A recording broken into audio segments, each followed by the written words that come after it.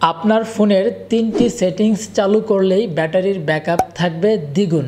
আর এই 3টি সেটিংস আজকের ভিডিওতে আপনাদেরকে প্র্যাকটিক্যালি দেখিয়ে দিচ্ছি। প্রথমে আপনার ফোনের সেটিংস ওপেন করবেন, স্ক্রল ডাউন করে নিচে আসবেন এবং এইখানে গুগলে ট্যাপ করবেন।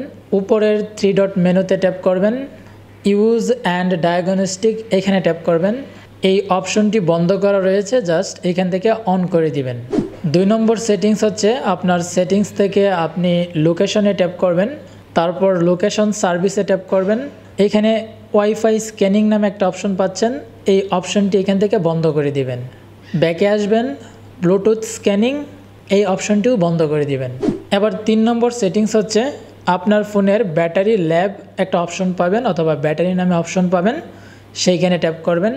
এবার এইখান থেকে আপনি অ্যাডভান্স সেটিংস দেখতে পাচ্ছেন, সেখানে ট্যাপ করবেন।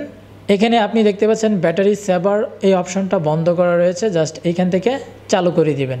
এরপর এখান থেকে ব্যাকে আসবেন এবং এইখানে দেখতে পাচ্ছেন আমার এখন বর্তমানে যে পরিমাণ চার্জ রয়েছে 11 ঘন্টা প্লাস কিন্তু ব্যাকআপ দিবে। এখন আমি যদি এইখান থেকে অ্যানাবল পাওয়ার বুস্ট এই অপশনটাতে ট্যাপ করি, তারপর এখান থেকে জাস্ট অ্যাক্টিভ করে দেই, তাহলে কিন্তু আমার ব্যাকআপটা বেড়ে যাবে। এখন আপনি দেখতে পাচ্ছেন আমার এই 52% চার্জ দিয়ে এখন কিন্তু আমি আমার ফোনটাকে 15 ঘন্টা ব্যাকআপে রাখতে পারবো, অর্থাৎ 15 ঘন্টা ব্যাকআপ পাবো।